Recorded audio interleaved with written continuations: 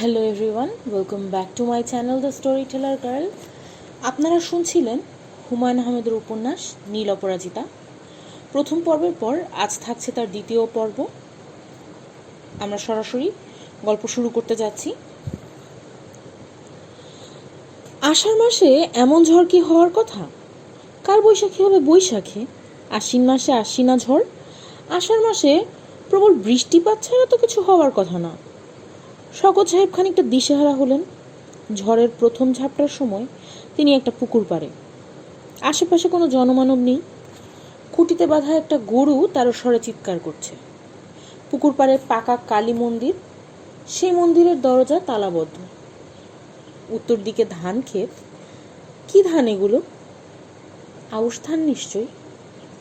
মন্দিরের পাশ দিয়ে কাঁচা রাস্তা গিয়েছে নদীর দিকে। ঝড়ের সময় রাস্তায় দাঁড়িয়ে থাকা কি ঠিক হবে? মাথার উপর গাছের ডাল ভেঙে পড়তে পারে। খোলা মাঠে থাকাই তো সবচেয়ে ভালো। আউশের খেতে নেমে পড়বেন। বৃষ্টি নেমেছে মুষলধারে। বৃষ্টির পানি কনকনে ঠান্ডা, সূচের মতো গায়ে বিচ্ছে। তিনি ভিজে পুরোপুরি জবজবে হয়ে গেছেন। চশমার কাঁচ বৃষ্টির পানিতে অস্পষ্ট হয়ে আছে। এখন চশমা থাকা না থাকার মধ্যে কোনো বেশ কম নেই। তিনি চশমা খুলে হাতে নিয়ে নিয়েছেন। এখন একজন অন্ধের সঙ্গে তার কোনো তফাৎ নেই। ঝড়ের আরেকটা প্রবল ঝাপটা এলো। বাতাসের কি প্রচণ্ড শক্তি, তাকে প্রায় উড়িয়ে নিয়ে যায়। হুই হুই হুই। তিনি ওদিক তাকাচ্ছেন। কেউ কি ডাকছে তাকে? শীষ দেওয়ার মতো তীক্ষ্ণ শব্দ হচ্ছে বাতাসের। এই শব্দ ছাপিয়ে মানুষের গলা ভেসে আসার কথা না। হুই হুই ভদ্রলোক, হুই। হ্যাঁ, তাকেই ডাকছে। গামছা পরা একজনকে এগিয়ে আসছে, অতি দ্রুত আসছে। আপনি কোন দেশে বেকুব? ঝড়ের সময় নারকেল গাছের নিচে? তাই তো। তিনি এতক্ষণ কয়েকটা নারকেল গাছের নিচেই দাঁড়িয়ে আছেন। তিনি সরে এলেন। বেশি দূর সরতে পারলেন না, বাতাস তাকে ধান খেতে নিয়ে ফেলল। হাতের মুঠিতে ধরা চশমা মট করে ভেঙে গেল। হাত জ্বালা করছে। কেটেছে নিশ্চয়ই। কতটা কেটেছে কে জানে। নারিকেল গাছের নিচ থেকে যে তাকে সরতে বলল, দেখা গেল সেই খুঁটিতে বাঁধা গরুটির মালিক। গরু ছেড়ে দিয়ে সেও পলকের মধ্যে অদৃশ্য হয়ে গেল। শকত সাহেব কাদা পানিতে মাখা হয়ে বৃষ্টি এবং ঝড় কমার জন্য অপেক্ষা করতে লাগলেন। ঝড় পুরোপুরি থামার জন্য তাকে আধ ঘন্টার মতো অপেক্ষা করতে হলো। এই আধ ঘন্টায় ময়নাতলা গ্রামের উপর ছোটখাটো তাণ্ডব ঘটে গেল। বেশ কিছু কাঁচা বাড়ি ধসে গেল। কয়েকটা বাড়ির টিনের চাল উড়ে গেল। ময়নাতলা হাই স্কুলের প্রাইমারি সেকশনের কোনো চিহ্নই রইল না। শকত সাহেব বাড়ির দিকে রওনা হয়েছেন। চশমা নেই বলে কিছুই দেখতে পাচ্ছেন না। চশমা থাকলেও খুব যে লাভ হতো তা না। ঘন অন্ধকার। আকাশ এখনো মেঘে মেঘে ঢাকা। ঘন ঘন বিজলি চমকাচ্ছে। যে ব্যাঙের ডাক শোনা যাচ্ছে না বলে অনেকদিন গবেষণা করেছেন, সেই ব্যাঙের ডাক এখন চারদিক থেকেই শোনা যাচ্ছে। সেই ডাকের সঙ্গে যুক্ত হয়েছে ঝিঝির ডাক। হারিকেন হাতে কে যেন আসছে। শকত সাহেব অপেক্ষা করতে লাগলেন। লোকটি কাছে এসে অবাক হয়ে বলল, আপনি কেডা? আমার নাম শওকত। কোন বাড়ির? মোফাজ্জল করিম সাহেবের বাড়িতে থাকি। আপনি তো যাইতেছেন উল্টা পথে। এই পথ গেছে সোহাগী নদীর ঘাটতলায়। কি নদী বললেন? সোহাগী। নদীর নাম ছোট গাং না? আমরা মুখের কথায় বলি ছোট গাং, ভালো নাম সোহাগী। শুনে খুশি হলাম। আপনি কি আমাকে মোফাজ্জল করিম সাহেবের বাড়িতে নিয়ে যাবেন? চশমা ভেঙে যাওয়ায় কিছুই দেখছি না। দেখুন কিছু নাই, আপনি ডাইনের রাস্তা ধরে নাক বরাবর যান। শকত সাহেব নাক বরাবর রওনা হলেন। জোনাকি পোকাগুলি আজ নেই। থাকলে খানিকটা আলো কি আর ওদের কাছ থেকে পাওয়া যেত না? ঝড় সম্ভবত বেচারিদের উড়িয়ে নিয়ে গেছে। পুষ্প কখন থেকে হারিকেন হাতে বারান্দায় দাঁড়িয়ে আছে। ভয়ে তার আত্মা শুকিয়ে গেছে। এত বড় একটা ঝড় সে খালি বাড়িতে পার করেছে।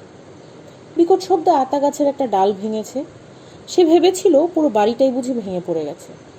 তার চেয়ে বড় কথা, এই ঝড়ে বিদেশি মানুষটা কোথায় ঘুরছে? কোনো বিপদ আপদ হয়নি তো? বাহবাই বা কোথায়? নৌকায় থাকলে নির্ঘাত নৌকা ডুবে গেছে। পুষ্পের গলা ছেড়ে কাঁদতে ইচ্ছে করছে। তাদের বাড়ি গ্রামের এক প্রান্তে, আশেপাশে কোনো বাড়িঘর নেই যে সে ছুটে গিয়ে বলবে আমার বড় বিপদ, আমাকে একটু সাহায্য করুন।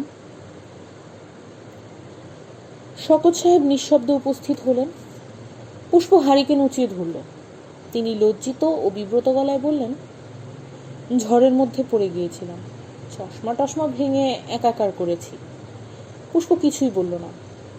চিনতে পারছো তো আমাকে? কাদা মেখে ভূত হয়ে আছি। তোমাদের বাড়িতে ডেটল জাতীয় কিছু আছে? হাত কেটে ফেলেছি।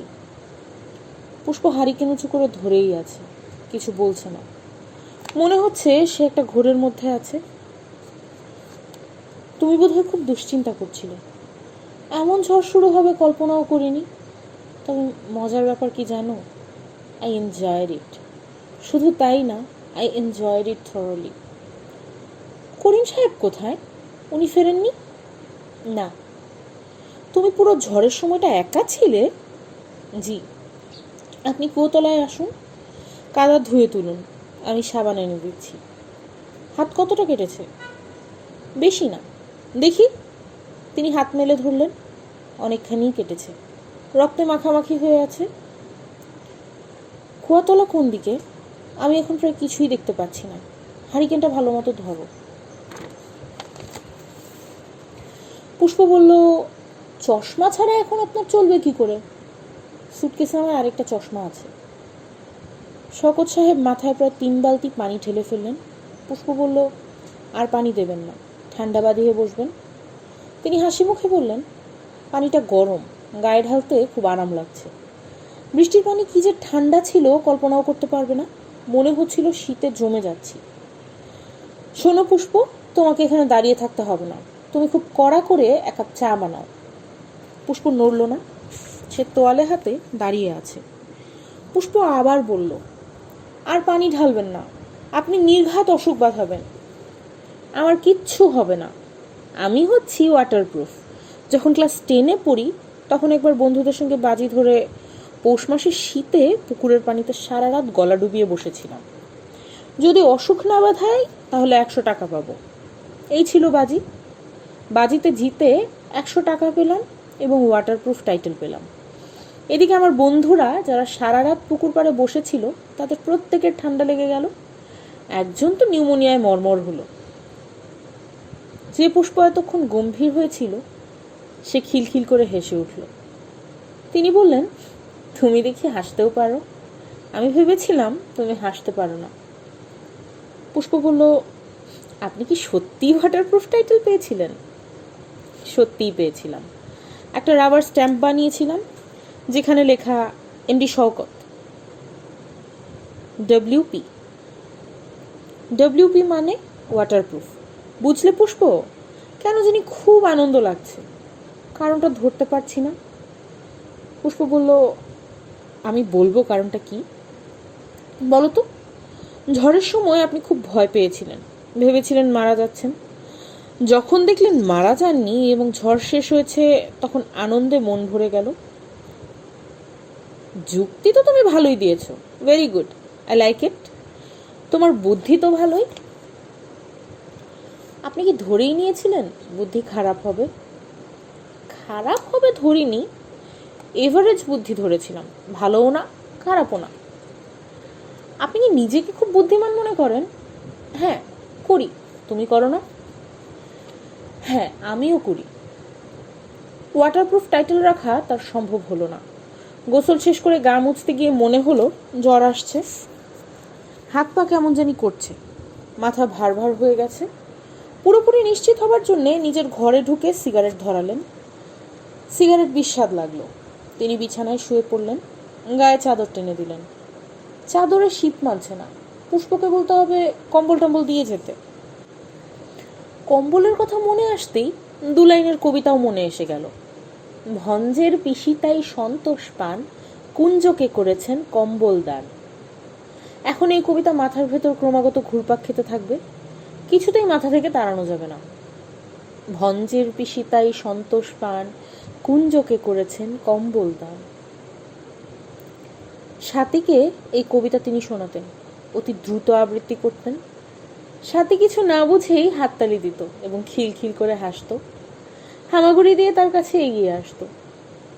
একবার সাথী খাটে বসে আছে, তিনি ঘরে ঢুকে দ্রুত কবিতা পড়লেন।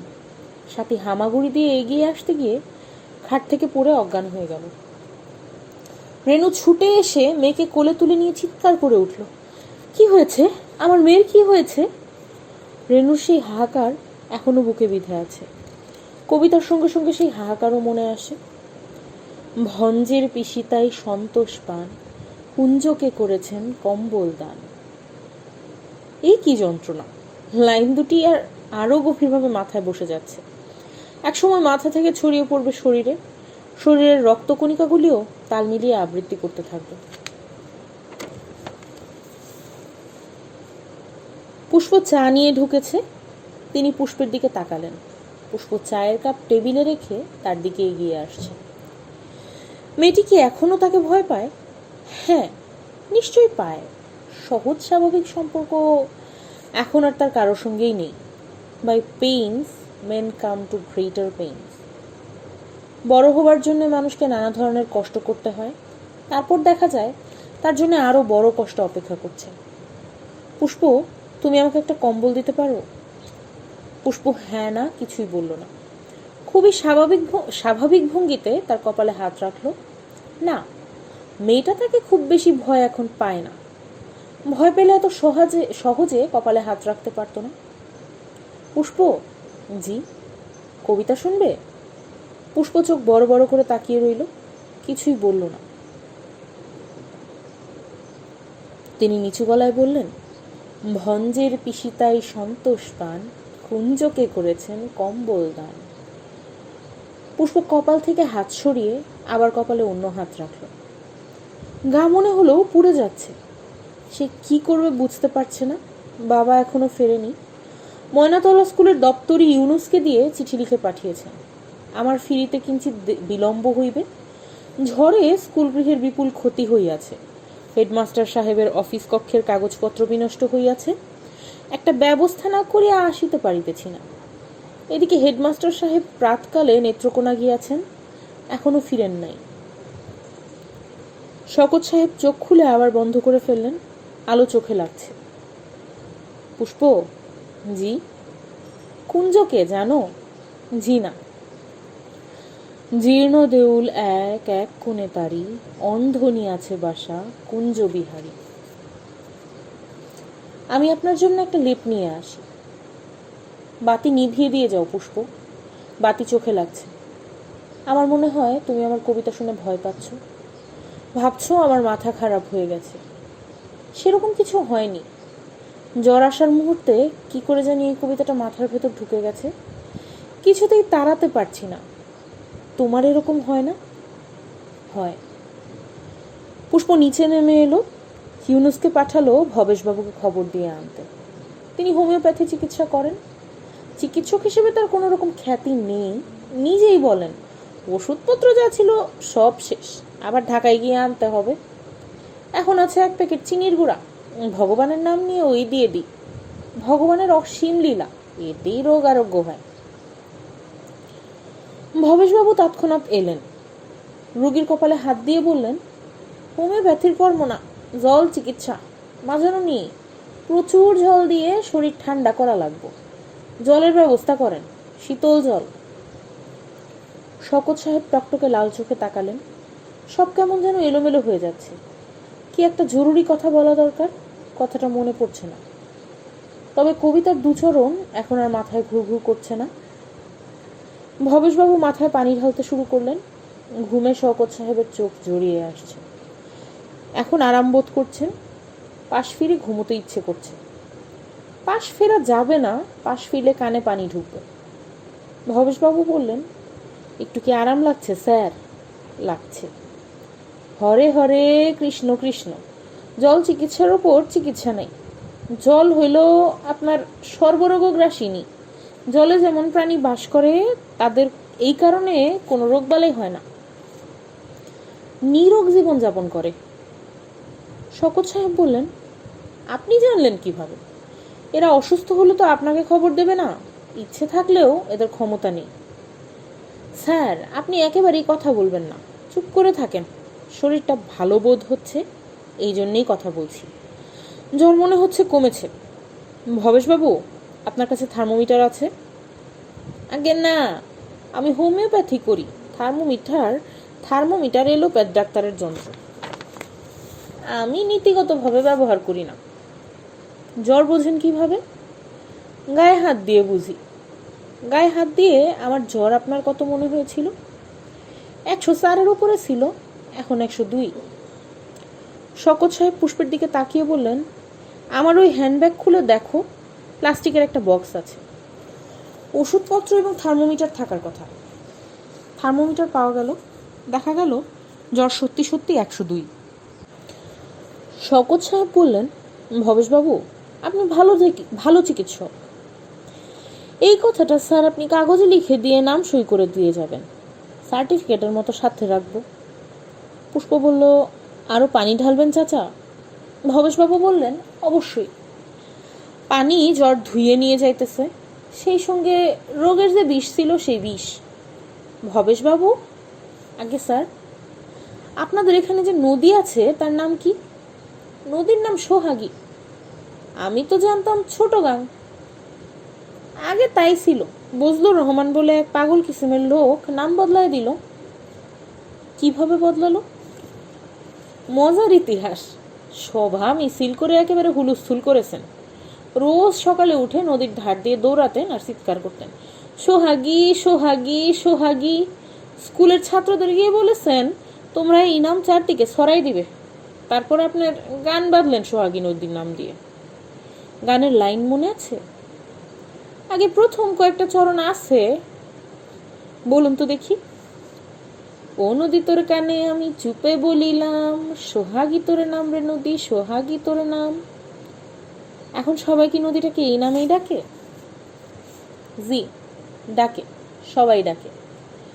শকত সাহেব ছোট্ট নিঃশ্বাস ফেলে বললেন, আসলে সবাই বোধহয় মনে মনে চাচ্ছিল এই নদীর সুন্দর একটা নাম হোক। যে মুহূর্তে নাম পাওয়া গেল, সবাই সঙ্গে সঙ্গে গ্রহণ করলো। ভবেশবাবু বললেন, আর জল ঢালতে হবে না বলে মনে হয়, জ্বর আরো কমেছে, এখন জ্বর হচ্ছে 101। পুষ্পমা, থার্মোমিটারটা দিয়ে দেখো তো ঠিক বললাম কিনা। শকত সাহেব বললেন, দেখতে হবে না, আপনার কথা বিশ্বাস করলাম। আগে না, পরীক্ষা হয়ে যায়। পরীক্ষা করা হলো, জ্বর ঠিকই 101। রুগীকে এখন ঘুমাইতে হবে। পুষ্পমা, রুগীকে একা কইরা দাও, কেউ থাকলেই রুগী কথা বলবো, ঘুম হবে না। তারা বের হয়ে আসার প্রায় সঙ্গে সঙ্গেই শকত সাহেব ঘুমিয়ে পড়লেন। ঘুম ভাঙল রাত 11টার দিকে।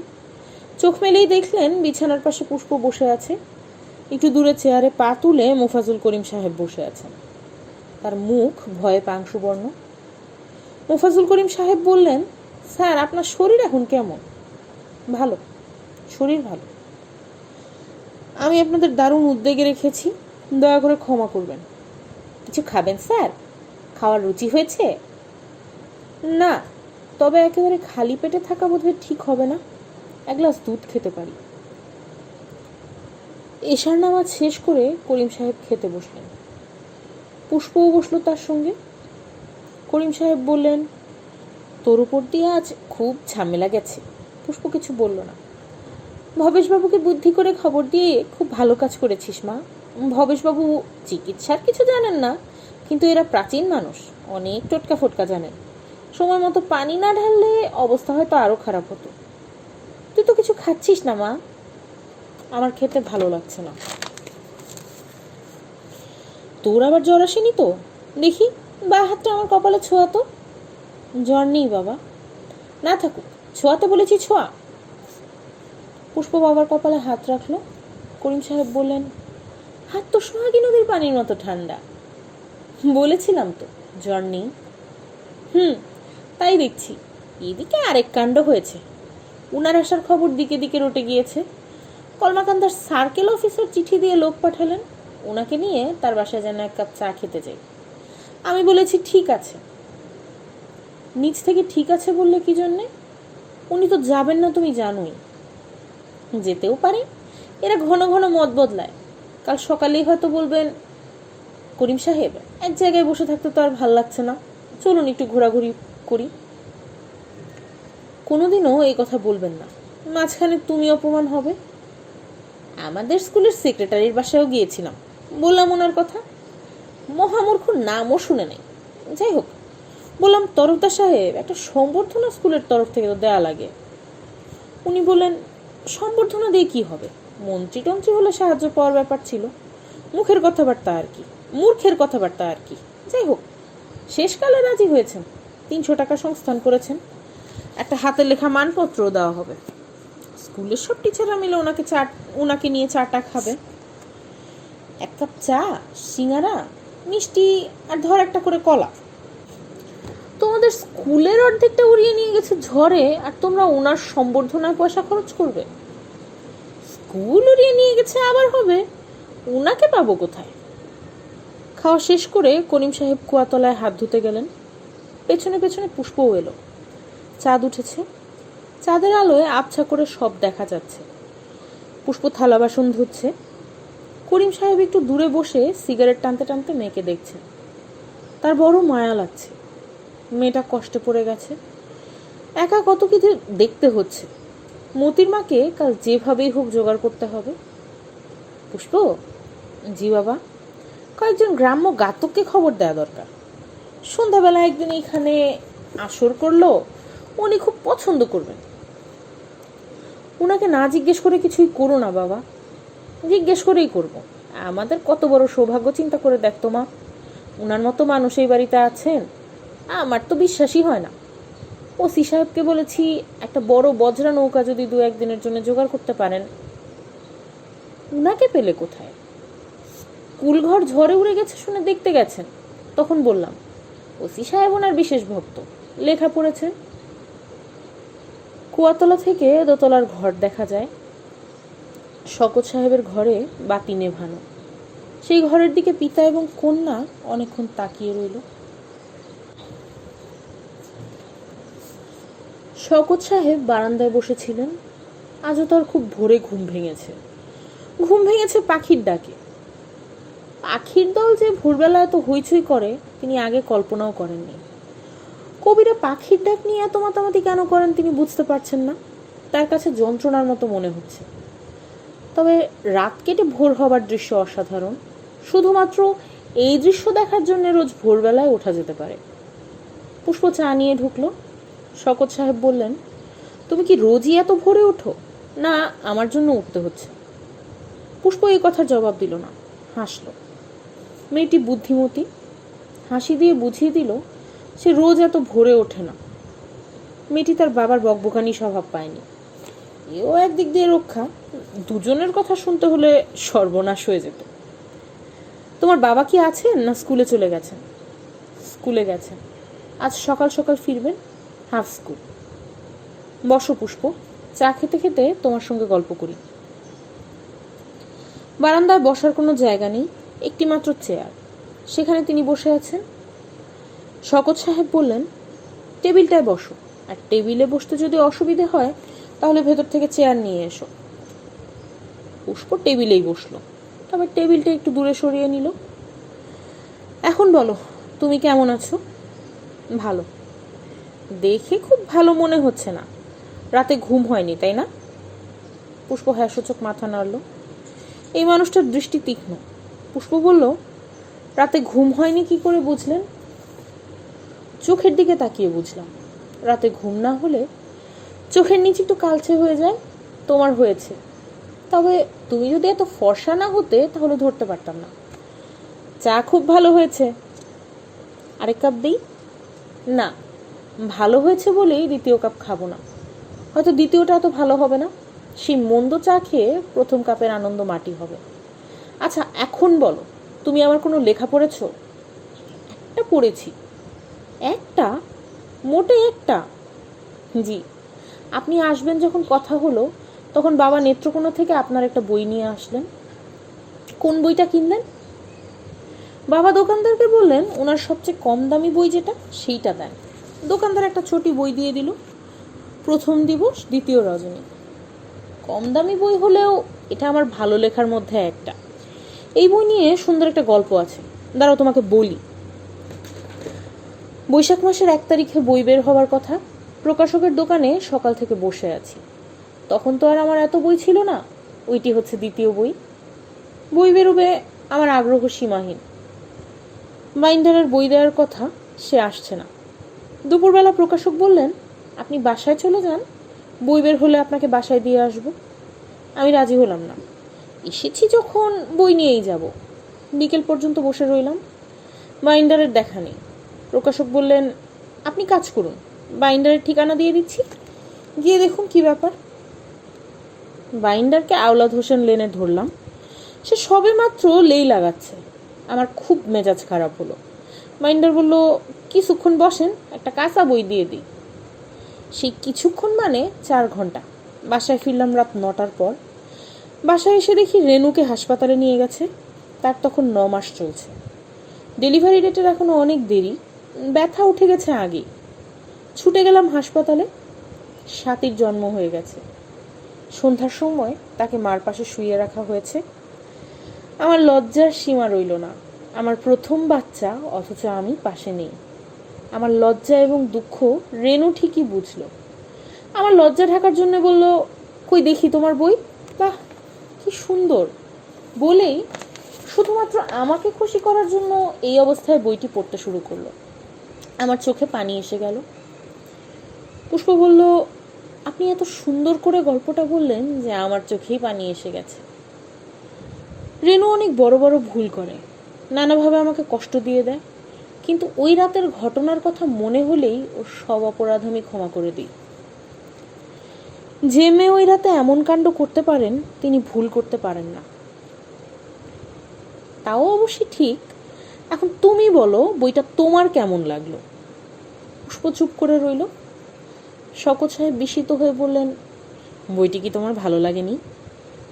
জি না। ভালো না লাগার তো কথা না। তুমি কি পড়েছো ভালো মতো? জি। কেন ভালো লাগলো না বলতে পারবে? পারবো।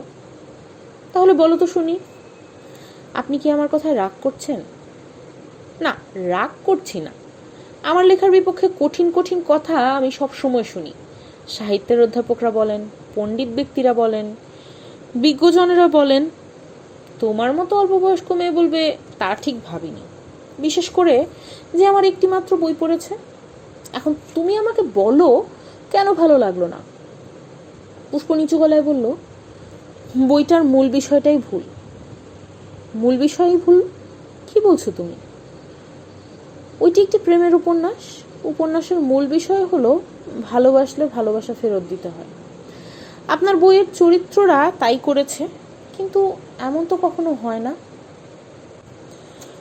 মনে করুন, একটা কালো কুদর্শন মেয়ে প্রচণ্ড আবেগ নিয়ে একটি রূপবান ছেলেকে ভালোবাসলো। সেই ছেলে কি তার ভালোবাসা ফেরত দেবে? কখনো না। আপনি লিখেছেন, মানুষ হচ্ছে আয়নার মতো। ভালোবাসার আলো সেই আয়নায় পড়লে তা ফিরে আসবে। মানুষ আয়নার মতো না। আমার চেয়ে আপনি তা অনেক ভালো করে জানেন। একটা ভুল কথা লিখেছেন, কিন্তু এমন সুন্দর করে লিখেছেন যে পড়লে সত্যিই মনে হয় মন অসম্ভব ভালো হয়ে যায়। মন ভালো হওয়াটাকে তুমি তুচ্ছ করছো কেন? ভুল কথা বলে মন ভালো করলে সেটাকে তুচ্ছ করা কি উচিত না? পুষ্প, আমি আরেক কাপ চা খাবো। পুষ্প উঠে গেল। শকত সাহেব চুপচাপ বসে রইলেন। পুষ্প চা নিয়ে ফিরে এলো। তিনি বললেন, থ্যাংক ইউ, বলেই হাসলেন। হাসির অর্থ, তুমি যা বলেছ শুনলাম, আমি রাগ করিনি, কিন্তু তিনি যে রাগ করেছেন তা ঢাকতে পারছেন না। স্যার, আমি কি আপনার নাস্তা নিয়ে আসবো? নিয়ে আসো। মেয়েটিকে প্রচণ্ড ধমক দিতে ইচ্ছে হচ্ছে।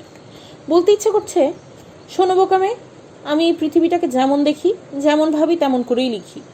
সত্যিকার পৃথিবীটা কেমন তা নিয়ে আমার কোনো মাথা ব্যথা নেই। সত্যিকার ছবি হচ্ছে ফটোগ্রাফি, সাহিত্য ফটোগ্রাফি নয়, তৈলচিত্র। সেই তৈলচিত্রে আমি কিছু রং বেশি ব্যবহার করেছি। মানুষকে যেভাবে দেখতে ভালোবাসি, আমি সেইভাবে আঁকি। যদিও জানি মানুষ সেরকম নয়, আমি নিজেও তেমন নই, কিন্তু আমার সেরকম হতে ইচ্ছে করে। কাজে আমি ধরে নিয়েছি অন্যদেরও তাই হতে ইচ্ছে করে। আমি মানুষের ইচ্ছের ছবি এঁকেছি। এসব কথার কিছুই বলা হলো না। তিনি নিঃশব্দে নাস্তা খেলেন। নাস্তা শেষ করে লেখার টেবিলে গিয়ে বসলেন। পুষ্প পেছনে পেছনে এলো। কিছু বলবে পুষ্প? পুষ্প নরম গলায় বলল, আপনি আমার কথা এতটা মন খারাপ করবেন আমি ভাবিনি। আমি অতি সামান্য মেয়ে, আমার কথার কি গুরুত্ব আছে? আমার সহজে মন খারাপ হয় না, কঠিন আঘাতও আমি সহজভাবে গ্রহণ করতে পারি। কিন্তু এই বইটির ব্যাপারে আমার এক ধরনের স্পর্শকাতরতা আছে। লেখক হিসেবে আমার আত্মবিশ্বাস নষ্ট হয়ে গিয়েছিল। প্রথম বইটি প্রকাশিত হবার পর 3 বছর একটি লাইন লিখতে পারিনি। তারপরে বইটি লিখলাম। লেখার পর মনে হলো নিজের স্বপ্ন অন্যদের মাঝে ছড়িয়ে দেওয়ার ক্ষমতা আমার আছে। হোক না স্বপ্নটা মিথ্যা। আপনি নিজেই যদি এটা বিশ্বাস করেন তাহলে আমার উপর এত রাগ করলেন কেন? তোমার উপর রাগ করেছি কারণ তুমি আমাকে যা বলেছো তাও কিন্তু আমি বিশ্বাস করি। তা কেমন করে হয়? হয়, একই সঙ্গে আমরা ভালোবাসি, আবার যাকে ভালোবাসি তাকে ঘৃণাও করি। তুমি সম্ভবত এখনো কারো প্রেমে পড়োনি। প্রেমে পড়লে বুঝতে পারতে। আপনি কি এখন লিখবেন? হ্যাঁ। লেখার সময় আমি যদি আপনার পাশে থাকি, আপনি কি রাগ করবেন? আমি চাই না লেখার সময় কেউ আমার আশেপাশে থাকে। লিখতে লিখতে প্রায় আমার চোখে পানি আসে। এই দৃশ্য অন্যদের কাছে হাস্যকর মনে হবারই কথা। তাহলে আমি যাই। আচ্ছা যাও, ভালো কথা, তোমাকে আমার পছন্দ হয়েছে। Young lady, you are smart. এখন যাও, আমি লেখা শুরু করি। আজও কি দুপুরে খাবেন না? খাবো। এখানে খাবার আনতে হবে না, ঠিক 2টার সময় আমি তোমাদের ঘরে আসব। বিকেলে কি আমার সঙ্গে মঠটা দেখতে যাবেন? যাব। সত্যিই যাবেন? হ্যাঁ, সত্যিই যাব। মঠ ব্যাপারটা আসলে ইটের বিশাল স্তূপ। বোঝা যাচ্ছে একসময় অনেক উঁচু ছিল, এখন ভেঙে একাকার হয়ে আছে। 40-50 ফিটের মতো উঁচু। উপরে ওঠার সিঁড়ি আছে। মোফাজ্জল করিম সাহেবও সঙ্গে আছেন। তিনি সবচেয়ে অবাক হলেন। এইটা কি ব্যাপার? জিনিসটা কি? শওকত সাহেব বললেন, আপনি কখনো আসেননি? আসবো না কেন? এই রাস্তায় কত আনাগোনা করেছি, জঙ্গলের ভিতর কখনো ঢুকি নাই। অবশ্য শুনেছি মঠের কথা। পুষ্প বলল, বাবা সিঁড়ি দিয়ে উঠলে কেমন হয়? করিম সাহেব আটকে উঠলেন। পাগল হয়েছিস? এটা সাপের আড্ডাখানা, তার উপর বর্ষাকাল, কাছে পিছে বেশিক্ষণ থাকা উচিত না। শওকত সাহেব বললেন, জিনিসটা কি কেউ কি বলতে পারবে? দেখতে অনেকটা বাতিঘরের মতো। এই জায়গায় বাতিঘর থাকবে কেন? বৌদ্ধদের কিছু না তো? করিম সাহেব বললেন, না, এই অঞ্চলে কোনো বৌদ্ধ নাই। এরকম স্তূপ কি একটাই না আরও আছে? জানি না তো। খোঁজ নেওয়া যায়? অবশ্যই খোঁজ নেওয়া যায়। স্কুলে একটা নোটিশ দিয়ে দিলেই হবে, দূর দূর থেকে ছেলেরা পড়তে আসে। তাহলে একটা নোটিশ দিয়ে দেবেন তো। আমি খুবই অবাক হচ্ছি, জঙ্গলের ভেতর এমন বিশাল ব্যাপার দেখবো আশা করিনি বলেই বোধহয় অবাক হচ্ছি। শীতকালে একবার আসবেন স্যার, আমি সব পরিষ্কার টরিষ্কার করে রাখবো। শীতকালে জায়গাটা এমনিতেই খুব সুন্দর হয়। সোহাগী নদীর 2 ধারে কাশফুল ফোটে। আহ, দেখার মতো। চলেন স্যার, আজ ফেরা যাক, কাদায় মাখামাখি হয়ে গেছে। চলুন, আপনার জন্য স্যার একটা ভালো খবর আছে। বলুন শুনি। ওসি সাহেবকে বলেছিলাম একটা বজরার ব্যবস্থা করতে, উনি খুবই করিতকর্মা লোক। ব্যবস্থা করে ফেলেছেন, সন্ধ্যার মধ্যে বজরা ঘাটে চলে আসবে। শওকত সাহেব অবাক হয়ে বললেন, বজরা দিয়ে আমি কি করব? বজরায় বসে লেখালেখি করবেন, ঘুরবেন? আমি তো ভাই রবীন্দ্রনাথ না। আমি যেখানে আছি ভালো আছি। সেটা স্যার রইলই, বজরাও রইল। আগে আগে যাচ্ছেন করিম সাহেব, তার পেছনে শওকত সাহেব, পুষ্প এবং নৌকার মাঝি সবার পেছনে। পুষ্প নৌকার মাঝির সঙ্গে গল্প করতে করতে আসছে। চুল দুবেনি করায় তাকে খুকি খুকি লাগছে। আজ সে সুন্দর একটা শাড়ি পরেছিল। কাদায় শাড়ির অনেকখানি নষ্ট। কাদার দাগ উঠবে বলে মনে হয় না। শওকত সাহেব লক্ষ্য করলেন, পুষ্প মাঝির সঙ্গে ময়মনসিংহের স্থানীয় ভাষায় টেনে টেনে কথা বলছে। মাঝির মতো করেই বলছে। করিম সাহেব যদিও তা করছেন না, ভাষার ব্যাপারে তিনি যে খুব সাবধান তা বোঝা যাচ্ছে। করিম সাহেব বললেন, স্যার কি গো মাংস খান? খাবো না কেন? অনেকে খায় না, এই জন্যে জিজ্ঞেস করছি। আমি লোক পাঠিয়েছি, কোথায় লোক পাঠিয়েছেন? এখানে তো স্যার গোমাংস পাওয়া যায় না, আশেপাশে মাংসের দোকান নেই। হাটবারে গরু জবেহ হয়। আজ সেজুতখালি হাট, ওইখানে লোক পাঠিয়েছি। ও আচ্ছা, সেজুতখালির হাটের আশেপাশে গরু জবেহ করে, বাছা বাছা গরু জবেহ হয় হলদিয়া হাটে। সোমবারে হাট আছে, আমি নিজেই যাব। তবে সেজুতখালির হাটে মাঝে মধ্যে ভালো গোশত পাওয়া যায়। এখন দেখি আপনার ভাগ্য। গোশত কেমন তা দিয়ে আমার ভাগ্য বিচার করবেন? ছি ছি স্যার, এটা কি বললেন? আমি একটা কথার কথা বলেছি। বাড়ি ফিরতে ফিরতে সন্ধ্যা মিলিয়ে গেল। উঠোনে জল চৌকি পেতে কে একজন বসে আছে। বারান্দায় একটা বেতের ঝুড়ি এবং একটা সুটকেস। যে বসে আছে তার বয়স 22-23। বেটে খাটো একজন যুবক, বেশ স্বাস্থ্যবান। মনে হচ্ছে সম্প্রতি গোঁফ রেখেছে। গোঁফের পেছনে অনেক যত্ন এবং সাধনা আছে তা বোঝাই যাচ্ছে। তাকে দেখেই পুষ্প দূর থেকে চেঁচিয়ে উঠল, ওমা বাবু ভাই, বাবু ভাই তুমি কোত্থেকে? শকত সাহেব লক্ষ্য করলেন বাবু ভাই নামধারী যুবক এই উচ্ছ্বাসের প্রতি বিন্দুমাত্র গুরুত্ব দেখালো না। যেন সে ধরেই নিয়েছে তাকে দেখা মাত্র এমন রূপবতী একটি মেয়ে আনন্দে চেঁচিয়ে উঠবে।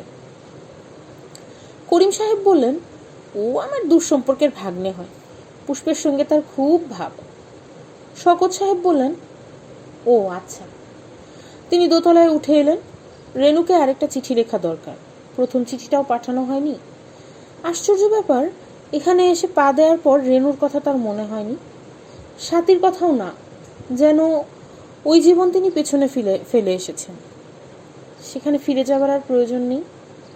তিনি জানলার পাশে দাঁড়িয়ে আছেন। এখান থেকে কুয়োতলাটা দেখা যাচ্ছে। পুষ্প কুয়োতলায় দাঁড়িয়ে। ওই ছেলেটি কি যেন নাম, বাবু। হ্যাঁ বাবু, বালতি বালতি পানি তুলে পুষ্পের পায়ে ঢালছে। কিছু বোধহয় বলছেও, কারণ পুষ্প কিছুক্ষণ পরপর খিলখিল করে হেসে উঠছে। আশ্চর্য, এত আনন্দিত হয়েছে মেয়েটা। তিনি কি কখনো কাউকে এত আনন্দিত করতে পেরেছেন? শকত সাহেবের মনে পড়ল কাদা পায়েই তিনি তার ঘরে ঢুকেছেন। সারা ঘর কাদায় মাখামাখি। তিনি ঘর ছেড়ে বাথরুমে ঢুকলেন।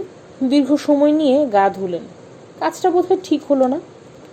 আবার জ্বর না এলেই হয়। গোসল শেষ করে ঘরে ঢুকে দেখেন ময়নাতলা স্কুলের দপ্তরি ইউনুস মিয়া ঘরে বসে কেরোসিন ল্যাম্প জ্বালছে। ইউনুস মিয়া? জি স্যার। কাদা পায়ে ঘরে ঢুকে ঘরের অবস্থা কি করেছি দেখো, একটু পরিষ্কার করে দেবে? দিতাছি স্যার। নিচে গিয়ে পুষ্পকে বলবে এক কাপ চা দিতে। জি স্যার, বলতাছি। তোমার কি মনে হয় আজ রাতে বৃষ্টি হবে?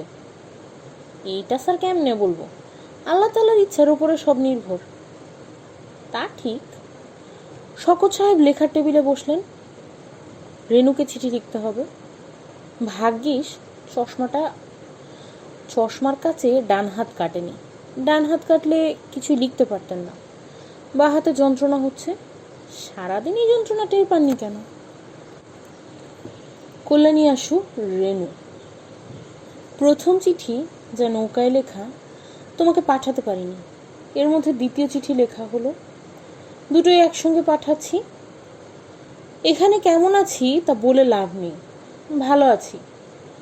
মহাকবি বজলুর রহমান যেমন বলেছেন, বাড়ি তেমন নয় তা তো বুঝতেই পারছো, তবু খারাপ না। মুফাজ্জল করিম সাহেব যত্নের চূড়ান্ত করছেন। আলাদা বাবুর্চির ব্যবস্থা করা যায়নি। শুরুতে বেশ কয়েকবার বলেছি, অজপাড়াগায় তা বোধহয় সম্ভবও নয়। এখানকার বর্ষা খুবই এনজয় করছি। এর মধ্যে ঝড়ের মধ্যে পড়েছিলাম। অনেকদিন পর ছেলেবেলার মতো বৃষ্টিতে ভিজলাম। সেই রাতে একটু জ্বরের মতো হয়েছিল। তুমি এই খবরে আটকে উঠবে না, এমন জ্বর যা থার্মোমিটারেও মাপা যায় না। এখন তোমার বিরুদ্ধে একটি গুরুতর অভিযোগ। তুমি অষ্টাঙ্গ সংগ্রহ বলে একটি বই সুটকেসে ঢুকিয়ে দিয়েছো। আমার যতদূর ধারণা এইসব বই সাধু সন্ন্যাসীদের জন্যে। তুমি কি ভাবছো আমি সন্ন্যাসী হবার জন্য এখানে এসেছি? অষ্টাঙ্গ সংগ্রহ থেকে কিছু অংশ তুলে দিচ্ছি, পড়লেই বুঝবে কি জিনিস পাঠিয়েছ। যে ব্যক্তি সপ্তর্ষি মণ্ডলের সীমান্তে অরুন্ধতী নক্ষত্র দেখিতে পায় না, সেই ব্যক্তি 1 বৎসর পর মৃত্যুবরণ করবে। ভক্তি, সদাচার, স্মৃতি, দানশীলতা, বুদ্ধি ও বল এই 6টি গুণ যাহার নষ্ট হয় তাহার মৃত্যু 6 মাসের মধ্যে ঘটে। বই পড়ার পর অরুন্ধতী নক্ষত্র দেখার চেষ্টা করে বিফল হয়েছি, কাজেই ভয়ে ভয়ে আছি। 6টি সদ্গুণের মধ্যে মাত্র 2টি বুদ্ধি ও স্মৃতি এখনো আছে, এই 2টি চলে গেলে কি হবে কে জানে। এতক্ষণ রসিকতা করলেও মৃত্যু নিয়ে আমি কিন্তু প্রায়ই ভাবি, এতদিন যা লিখেছি তার কিছু কি টিকে থাকবে? সাথীর ছেলেমেয়েরা কি পড়তে পারবে, না তার আগেই সব শেষ? স্বয়ং রবীন্দ্রনাথ বলেছেন, আমার কীর্তিরে আমি করি না বিশ্বাস, জানি কাল সিন্ধু তারে নিয়ত তরঙ্গাঘাতে দিনে দিনে দিবে লুপ্ত করি। সেখানে আমি কে? আজ এ পর্যন্তই। পুনশ্চ আমার স্মৃতিশক্তি যে এখনো আছে, কবিতার 4টি চরণ লিখে তা প্রমাণ করলাম, কাজেই আরো কিছুদিন টিকে থাকব। কি সর্বনাশ, আসল খবর দিতে ভুলে গিয়েছি। লেখা খুব ভালো এগোচ্ছে, 35 পৃষ্ঠা লিখে ফেলেছি। স্যার, আপনার চা নিয়ে এসেছে ইউনুস মিয়া।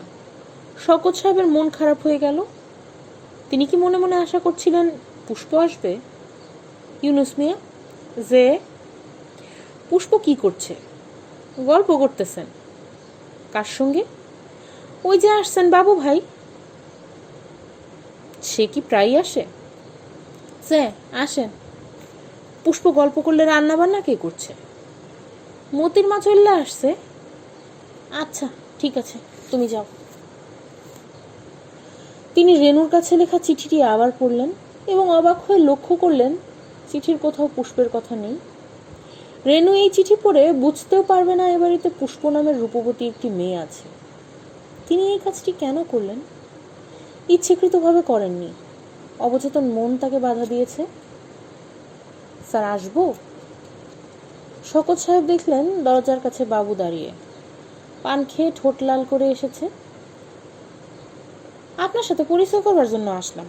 আপনাদের মতো মানুষের দেখা পাওয়া আর হাতে আসমানের চান পাওয়া এক কথা। আমাকে তুমি চেনো? জি না, পুষ্প আমারে বলেছে।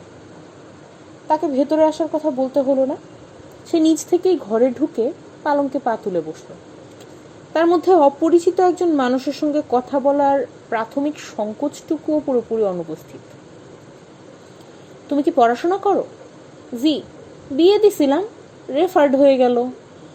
অবশ্য আইএ এক চান্সে পাশ করেছি। এসএসসি এক চান্সে পারোনি?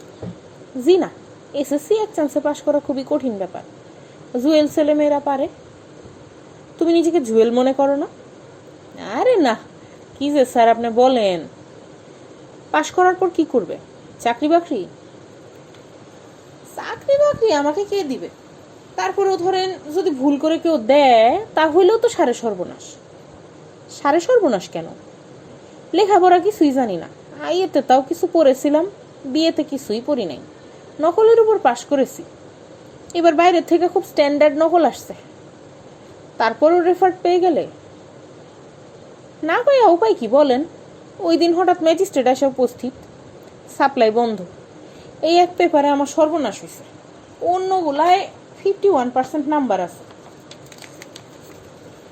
নাম্বার তো খুব ভালো পেয়েছো। আপনারে কি বললাম স্যার, খুব স্ট্যান্ডার্ড নকল ছিল এই বছর, ভেরি হাই স্ট্যান্ডার্ড। পাশ করে কি করবে তা কিন্তু এখনো বলনি। আমাদের মতো ছেলেদের ব্যবসা ছাড়া গতি কি বলেন? বাবার একটা ফার্মেসি আছে নেত্রকোনা সদরে, আলমদিনা ড্রাগ স্টোর, ওইটা দেখাশোনা করব। আপনি স্যার আমার জন্য দোয়া রাখবেন, আপনি জ্ঞানী মানুষ। পুষ্প যেসব কথা আপনার সম্বন্ধে বলল শুনে চোখে পানি এসে গেল। শওকত সাহেব চুপ করে বসে রইলেন। পুষ্প তার সম্পর্কে এমন কি বলতে পারে যে বাবু নামের এই ছেলেটির চোখে পানি এসে যায়? পুষ্প কি বলেছে আমার সম্পর্কে?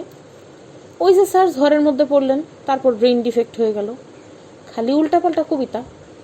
স্যার এখন তাহলে যাই, আসসালামু আলাইকুম। তিনি সালামের উত্তর দিলেন না, উত্তর দেবার মতো অবস্থা তার ছিল না। তিনি পুরোপুরি হতভম্ব।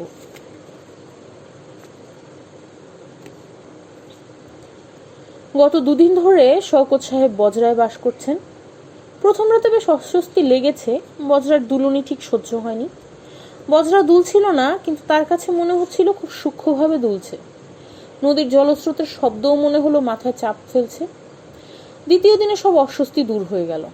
মনে হলো রাত্রি যাপনের এর চেয়ে ভালো কিছু থাকতে পারে না।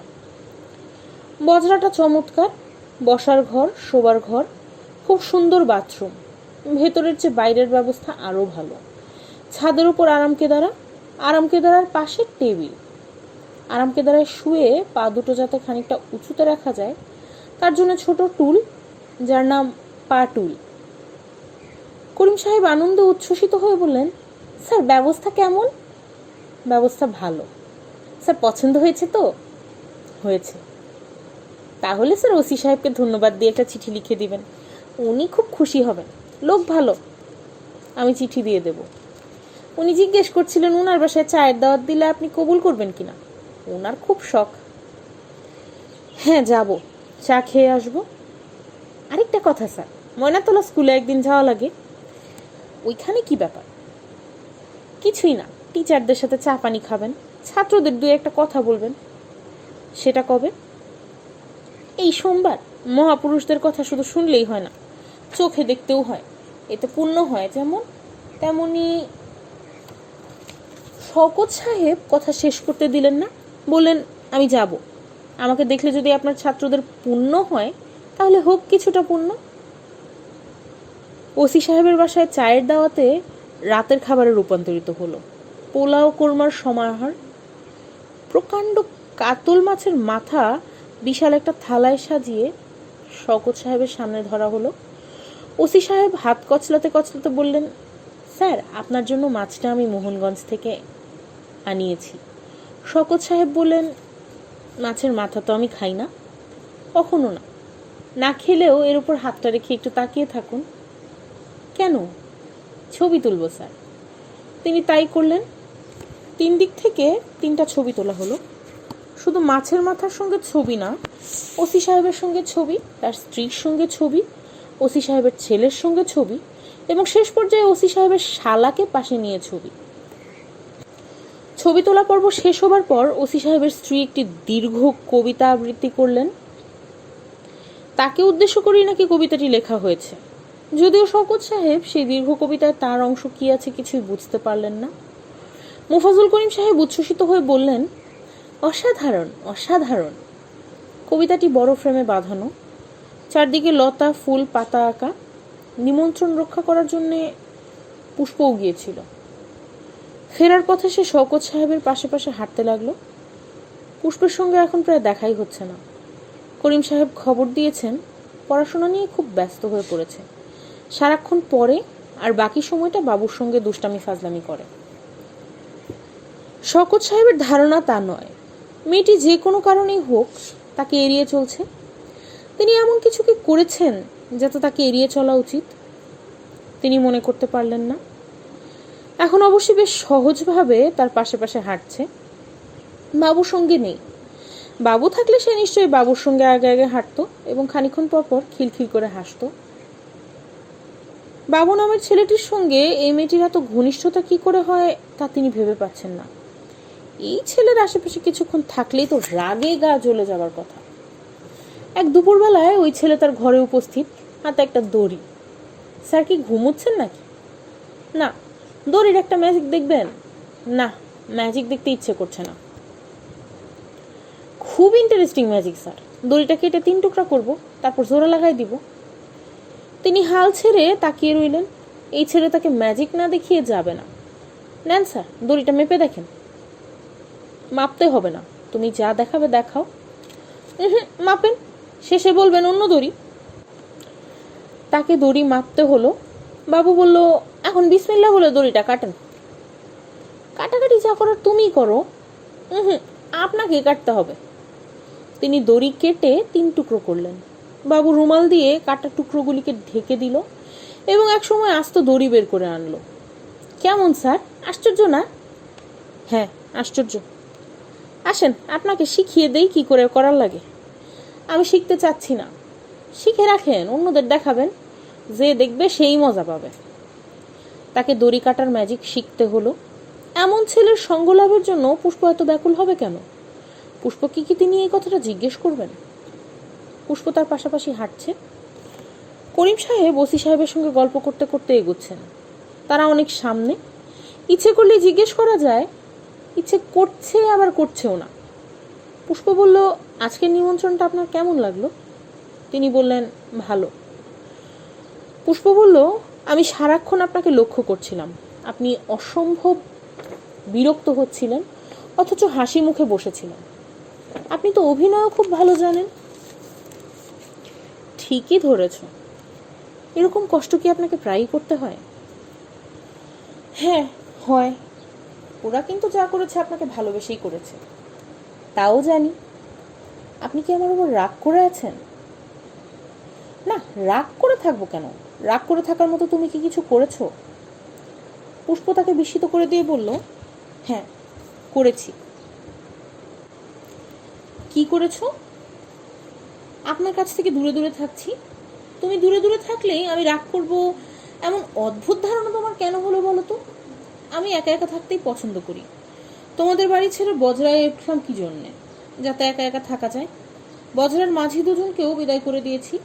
রাতে অবশ্যই খানিকটা ভয় ভয় লাগে। আপনার লেখা কেমন হচ্ছে? ভালো হচ্ছে, খুব ভালো। এখানে বসে লেখার একটা প্রভাবও লক্ষ্য করছি। লেখার ধরন একটু মনে হলো পাল্টেছে। প্রকৃতির কথা স্বতঃস্ফূর্তভাবে চলে আসছে। পুষ্প বলল, সারাক্ষণ আপনার মাথায় লেখা ঘুরে, তাই না? লেখা ছাড়া আপনি আর কিছু ভাবতে পারেন না। তিনি হেসে ফেললেন। কবিতা শুনতে চাও? কবিতা? হ্যাঁ, কবিতা। আমি আবৃত্তি ভালো করতে পারি না, আমার উচ্চারণও খারাপ। বয়সিনের র ঢয়সিনের রয়ে গন্ডগোল করে ফেলি। দ এবং ধতেও সমস্যা আছে। তবে প্রচুর কবিতা আমার মুখস্থ। রেণুর সঙ্গে বাজি রেখে একবার সারা রাত কবিতা মুখস্থ বলে গেছি। বলো, কোনো কবিতা শুনবে? যা বলবো তাই মুখস্থ বলতে পারবেন? অবশ্যই পারবো। আচ্ছা, আষাঢ় মাস নিয়ে একটা বলুন। খুব সহজ বিষয় ধরলে। বর্ষা হচ্ছে রবীন্দ্রনাথের প্রিয় ঋতু। বর্ষা নিয়ে তার অসংখ্য কবিতা আছে। তিনি নিচু গলায় শুরু করলেন। আষাঢ় হতেছে শেষ, মিশায়ে মল্লার দেশ, রচি ভরা বাদরের সুর, খুলিয়া প্রথম পাতা গীত গোবিন্দের গাথা, গাহি মেঘে অম্বর মেদুর। স্তব্ধ রাত্রি দ্বীপ্রহরে ঝুপঝুপ বৃষ্টি পড়ে, শুয়ে শুয়ে সুখ অনিদ্রায়, রজনী সাঙন ঘন ঘন দেয়া গর্জন, সেই গান মনে পড়ে যায়। শওকত সাহেব হঠাৎ কবিতা আবৃত্তি থামিয়ে দিলেন। তিনি এ কি করছেন? মেয়েটিকে অভিভূত করার চেষ্টা করছেন? সেই চেষ্টাও ছেলে মানুষই ধরনের চেষ্টা। কোনো মানে হয় না, এর কোনো মানে হয় না। পুষ্প বলল, হঠাৎ থেমে গেলেন কেন? ইচ্ছে হচ্ছে না, আকাশে মেঘ নেই। বর্ষার কবিতা এই কারণেই ভালো লাগছে না। তিনি সিগারেট ধরিয়ে হনহন করে এগিয়ে গেলেন। পুষ্প পেছনে পড়ে গেল। পরদিন গেলেন ময়নাতলা স্কুলে। জরাজীর্ণ স্কুল দেখেই কান্না পায়। তিনি স্কুলে ঢোকা মাত্র একদল রোগা ভোগা ছেলে মিলিটারিদের মতো প্যারেড করতে করতে এলো। তাদের একজন দলপতি আছে, সে এসে স্যালুট করে হ্যান্ডশেকের জন্য হাত বাড়িয়ে দিল। খুবই বিব্রতকর অবস্থা। সম্বর্ধনা অনুষ্ঠানে মানপত্র পাঠ করলেন স্কুলের বাংলা শিক্ষক তারিণীবাবু। হে মান্যবর, হে জগতের আলো, হে বিদগ্ধ মহাজ্ঞানী, হে বাংলার হৃদয়, হে দেশমাতৃকার কৃতি সন্তান। চলতেই লাগলো। চেয়ারে বসে দীর্ঘ সময় এই জিনিস শোনা কোনো সুস্থ মানুষের পক্ষে সম্ভব নয়। কিন্তু তিনি গলায় জুঁই ফুলের মালা নিয়ে চুপচাপ শুনছেন। অনুষ্ঠানে এক ছেলে কবিতা আবৃত্তি করলো। রিনরিনে গলায় বলল, লিচু চোর, লিখেছেন বিদ্রোহী কবি কাজী নজরুল ইসলাম। কিছু দূর আবৃত্তি করেই সে গন্ডগোল করে ফেললো। আবার শুরু করলো গন্ডগোল। আগের জায়গায় এসে আবারও গন্ডগোল। তারিণীবাবু ছেলেকে হাত ইশারায় ডাকলেন। সে কাছে গিয়ে আসতেই প্রচণ্ড চর কষিয়ে দিলেন। গাধা, যা পিছনে কানে ধরে বসে থাক। শওকত সাহেব খুবই মন খারাপ করে লক্ষ্য করলেন ছেলেটি সত্যি সত্যি সবার পেছনে কানে ধরে চুপচাপ বসে আছে। তিনি এই স্কুলে আসার কারণে বাচ্চা একটি ছেলে লজ্জিত এবং অপমানিত হলো। অনুষ্ঠানের শেষে হেডমাস্টার সাহেব ঘোষণা করলেন, মহান অতিথির এই স্কুল পরিদর্শন উপলক্ষে আগামী বুধবার স্কুল বন্ধ থাকবে।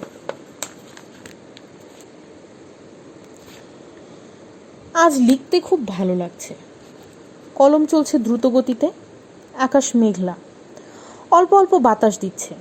সেই বাতাসে বজরা দুলছে।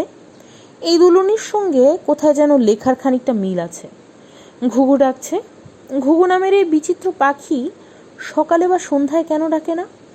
বেছে বেছে ক্লান্ত দুপুরে ডেকে দুপুরগুলিকে কেমন যেন অন্যরকম করে দেয়। প্রকাণ্ড এক ছাতিম গাছের গুড়ির সঙ্গে নৌকা বাঁধা। বজরার জানালা থেকে ছাতিম গাছের ডালপালা এবং তার ফাঁক দিয়ে দূরের আকাশ দেখা যায়। শওকত সাহেব লেখা থামিয়ে ছাতিম গাছের দিকে তাকিয়ে রইলেন। তার হঠাৎ মনে হলো, বৃক্ষরাজি সবসময় আকাশ স্পর্শ করতে চায়। তারা সারাক্ষণ তাকিয়ে থাকে আকাশের দিকে। মানুষ চায় মাটি এবং জলের কাছাকাছি থাকতে। তিনি খুব কম মানুষকেই আকাশের দিকে তাকিয়ে থাকতে দেখেছেন। স্যার, আপনার খাওয়া। বাবু টিফিন ক্যারিয়ার হাতে উঠে এসেছে। তিনি আকাশের কাছ থেকে দৃষ্টি ফিরিয়ে নিলেন। বাবু হাঁটুর উপর লুঙ্গি তুলে কালো গেঞ্জি গায়ে চলে এসেছে। কি কুৎসিত ছবি। আজ স্যার গো মাংস। বৃষ্টি বাদলার দিন তো খাইয়া আরাম পাইবেন। ধুম বৃষ্টি হইব। আসমানের অবস্থা দেখেন। তুমি টিফিন ক্যারিয়ার রেখে যাও, আমি খেয়ে নেব। উপস্থিত থাইকা আপনারে খাওয়াইতে বলছে। কে বলেছে? পুষ্প। পুষ্প ছাড়া আর কে? শেষ বাটির মধ্যে দই মিষ্টি আছে। তুমি খেয়েছো? জি না। আপনার খাওয়া শেষ হইলে পুষ্প আর আমি খাইতে বসবো। আজ 3 দিন হলো পুষ্পের সঙ্গে তার দেখা নেই। তার পক্ষে কাদা ভেঙে বজরায় আসা অবশ্যই কষ্টকর, তবু ইচ্ছে করলে সে কি আর আসতে পারতো না? অবশ্যই পারত। স্যার কি মঠ দেখতে গেছিলেন? হ্যাঁ, আমি গতকাল পুষ্পরে নিয়ে গেলাম। ঢুকলাম ভিতরে। পুষ্প না করতেছিল সাপ খোপ থাকতে পারে। আমি বললাম ভয়ের কিছু নাই, আমি সাপের বাবা সর্পরাজ। কি দেখলে?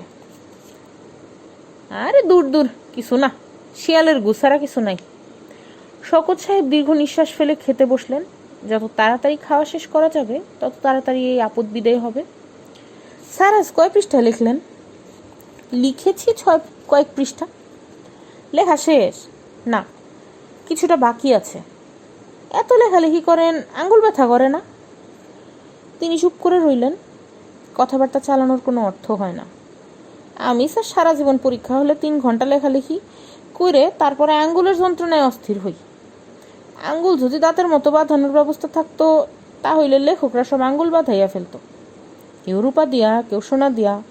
ঠিক বললাম না স্যার? হ্যাঁ ঠিক। আপনি কি দিয়া বাঁধাইতেন, সোনা না রূপা? বাবু। জি। খাওয়ার সময় কথা বলতে আমার ভালো লাগে না। জানতাম না স্যার। কথা শুনতেও ভালো লাগে না। আর কথা বলবো না স্যার। কি লিখলেন একটু পড়া দেখি। না, লেখা শেষ না হওয়া পর্যন্ত আমি কাউকে পড়তে দিই না। বাবু দীর্ঘ নিঃশ্বাস ফেলে বলল, পড়লেও কিছু বুঝবো না স্যার। আপনি লালু বুলু পড়েছেন, একটা হিট বই, চোখের পানি রাখা মুশকিল। আমি যতবার পড়ি ততবার কাঁদি। শওকত সাহেব খাওয়া বন্ধ করে উঠে পড়লেন। খাওয়া হয়ে গেল? কিছুই তো খান নাই। গো মাংস ভালো লাগে না স্যার? লাগে। আজ খেতে ইচ্ছে করছে না। তুমি এখন টিফিন ক্যারিয়ার নিয়ে যাও। জি আচ্ছা। শওকত সাহেব খানিকক্ষণ চুপ করে থেকে বললেন, তুমি পুষ্পকে একবার এখানে আসতে বলো তো। কখন আসতে বলবো? এখন? এক সময় এলেই হবে। সন্ধ্যার সময় আমি সাথে করে নিয়ে আসবো, কোনো অসুবিধা নাই। থাক, সন্ধ্যায় আসার দরকার নাই, আমার কাজ বাকি আছে। বাবু বজরা থেকে নেমে আবার উঠে এলো। আসল কথা বলতে ভুলে গেছি, আপনার চিঠি আসছে, এই যে নেন। একটি মাত্র চিঠি, তাও রেনু লেখেনি। লিখেছে স্বাতী। বাবা, অনেক দিন তোমাকে দেখি না, তুমি কবে আসবে? তুমি কি আমার সঙ্গে রাগ করেছো? মা বলেছে পৃথিবীর সবার সঙ্গেই তোমার রাগ। আচ্ছা বাবা, পৃথিবী বানান কি ঠিক হয়েছে? মাকে জিজ্ঞেস করলাম পৃথিবী বানান, মা বলল তোমার যা ইচ্ছে লেখো, আমি কিছু জানি না। বাবা, তোমার বই লেখা শেষ হয়েছে, আমার একটা দাগ পড়েছে, আমি রেখে দিয়েছি, তুমি এলে দেখাবো। মার কাছে লেখা তোমার চিঠি আমি লুকিয়ে পড়েছি। ইতি তোমার আদরের মেয়ে স্বাতী। চিঠিতে কিছুই নেই, অথচ শওকত সাহেবের চোখে পানি এসে গেল। তিনি তৎক্ষণাৎ চিঠির জবাব দিতে বসলেন। আশ্চর্যের ব্যাপার হচ্ছে, স্বাতীকে কিছুই লিখলেন না, লিখলেন রেনুকে। রেনু, স্বাতীর চিঠি পেয়েছি। খামের উপর তোমার হাতের ঠিকানা দেখে ভাবলাম তোমার চিঠি। চিঠি লিখছো না কেন বলো তো? একসময় তুমি তোমার রাগ এবং অভিমানের কথাগুলি আমাকে বলতে। দীর্ঘদিন সেসব কথা বলা বন্ধ করেছো। কোথায় যেন সুর কেটে গেছে, নাকি সুর কখনোই ছিল না, আমরা ভেবে নিয়েছি সুর আছে। একটা সময় ছিল, আমার অর্থবিত্ত ছিল না, খ্যাতি ছিল না, ক্ষমতা ছিল না, লেখার একটা কলম ছিল, আর ছিলে তুমি। তখন প্রায়ই ভাবতাম, কোনটি আমার প্রিয়, কলমটা না তুমি? আজও আমি ঠিক তেমন করেই ভাবি, কিন্তু তুমি বোধহয় তা বিশ্বাস করো না।